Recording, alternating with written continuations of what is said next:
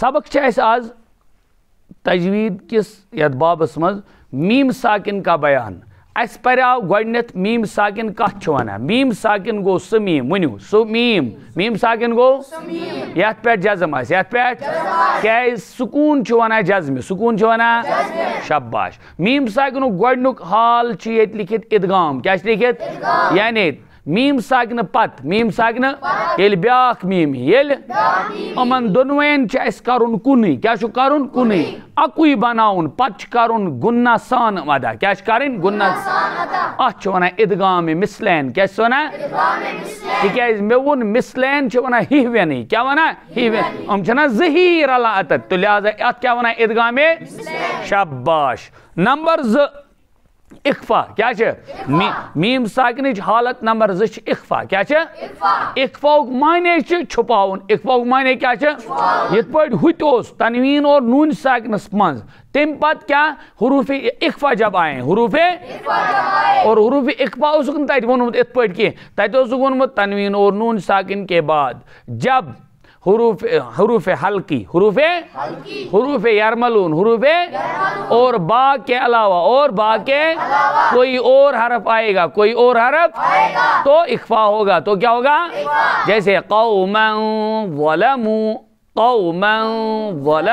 آواز سمجھ ان کنتم کیا ان کنتم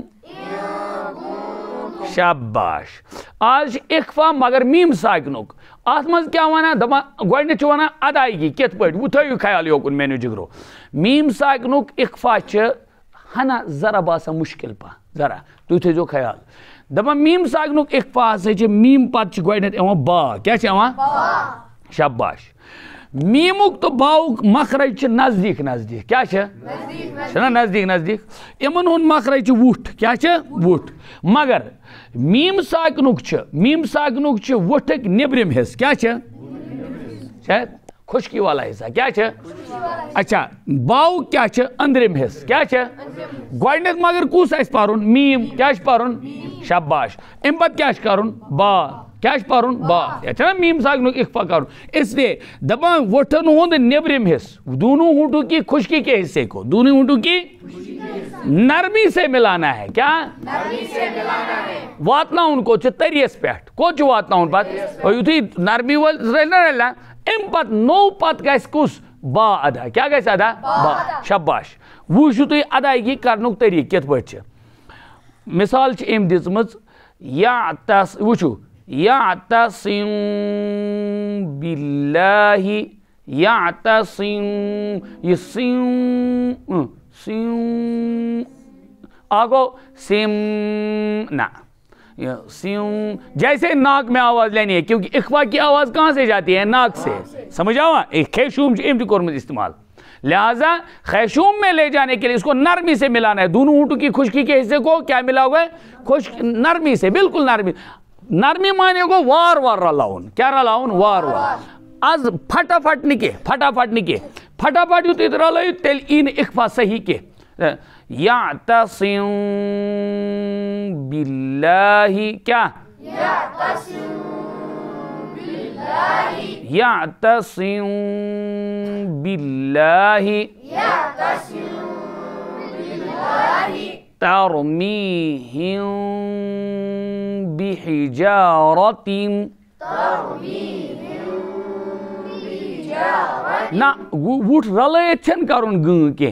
وٹ رلان برونٹے برونٹے گن چ آواز گژھیں ترمیہم آواز سمجھ گو نا یہ جنا ناز اے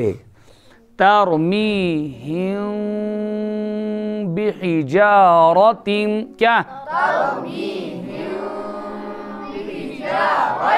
یہ گنہ کی مقدار یہاں بھی کیا لکھا ہے ایک الف کے بغیر کیا ایک الف کے لہذا چھتا ہے کھینچ اجازت یعنی گنگنی آواز رکاونچ اجازت چھتا ہے تو کیا کہہ رہے ہیں اخفاء کی تعریف ہے میم کو ادا کرنے کے وقت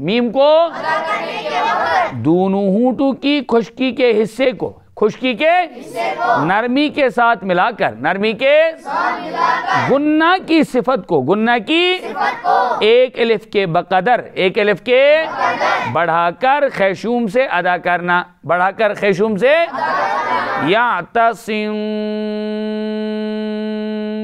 باللہ، یعتصم یعتصم باللہ، یہ گژھِ باسُن کہِ نَسہِ تِمٕے تہِ چھِ آواز گژھان، تورا فکرِ آسان چھِ یہ قٲیدٕ کیٛاہ چھِ؟ میم ساکن کے بعد با آئے، میم ساکن کے بعد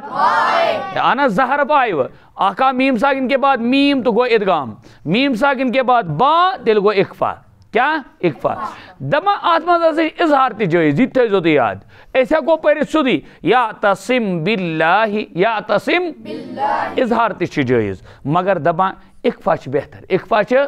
کیز قید مطابق، قید اخفاء چھ قید مطابق اور اظہار چھ اصول اجازت، اظہار چھ اجازت، شاباش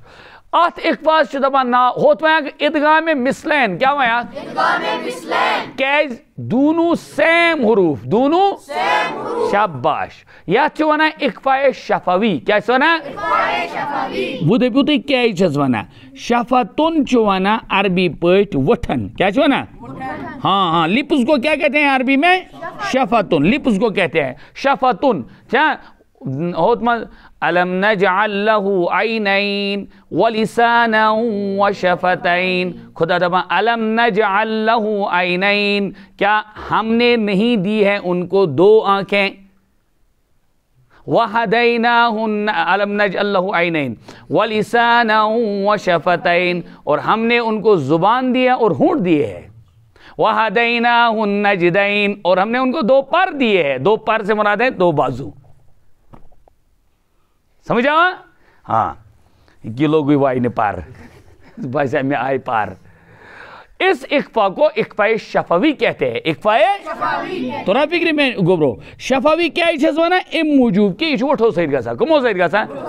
آ سمجھ بس